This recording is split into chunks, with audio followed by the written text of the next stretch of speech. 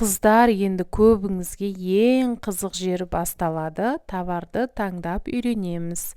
Бірінші Google переводчикқа кіріп аламыз. Өзіңізге керек затты жазамыз. Осылай, например, біз бүгін женский аяқ киіміз дейміз. Женская обувь деп жазсаңыз, өзі аударып береді. Үстінен бассаңыз, аударған сөздің өзі автоматически копироваться етіледі. Анау төбедегі фотоаппараттың жанындағы поисковикқа вставить етесіз.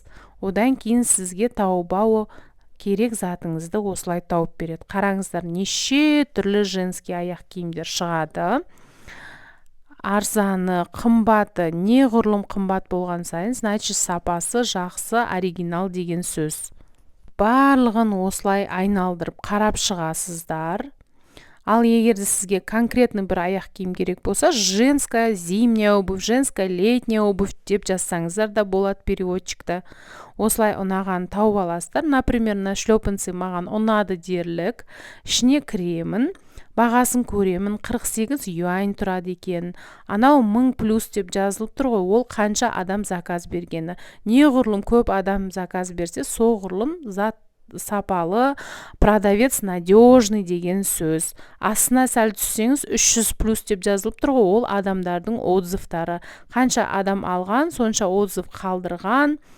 Қандай сөз жазған, қандай отзыв жазған көргіңіз келсе, осындай отзывты скрин жасайсыз. Ары қарай жаңағы Google переводчикқа тағы да кіріп, фотоаппараттың суретін тауып аласыз да, жаңағы скриніңізді аударасыз. Например, бұл жерде қараңыз, барлығын жақсылап аударып береді. Очень доволен, просто используем, прочный, удобный, обувь хорошая деп жазылып тұрады. Отзывтары жақсы, значит сапасы жақсы деген сөз. Даже осындай қайтадан приложение кіреміз, даже осындай фото отзывтар болады. Адамдар алған, не в жизни, вживую қалай бар зат, солай түсірген, значит жақсы деген сөз. Ал енді осы затты корзинаға салу керек. Оранжевыйды басамыз. Ашық оранжевыйды осындай 4 түсі бар екен. Размерлері 35-тен 40-қа дейін. Керегін өзіміз таңдап, астындағы оранжевыйға басамыз. Сосын төбеде корзинаның суреті тұр, соған бассақ, өзіміздің товарымыз уже корзинаның ішінде тұр. Алғыңыз келсе, үстінен бір бассаңыз галочка шығады, астындағы оранжевыйға бассаңыз, уже сатып алатын страницаға өтесіз.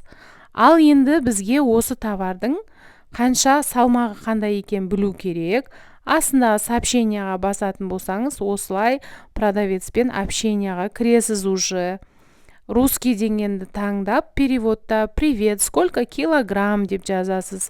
Сосын соның переводын скрин жасайсыз. Жаңағы сообщенияның страницасын тауып алуға қайтадан өтесіз. Сөйтіп астында жазасыз. Осын вставить етесіз и сообщениені жіберу дегенді басып жібересіз. Кейін ол продавец сізге жауап береді. Соған қарай қанша килограмм екенін санауға болады, сізге қаншаға түсетінін. Заттың бағасын санау үшін жаңа 48 юаньді қазір юань 68-ден болып тұр екен. Соны көбейтесіз. Сөйтіп заттың салмағын 2700-2800-ге көбейтіп бағасын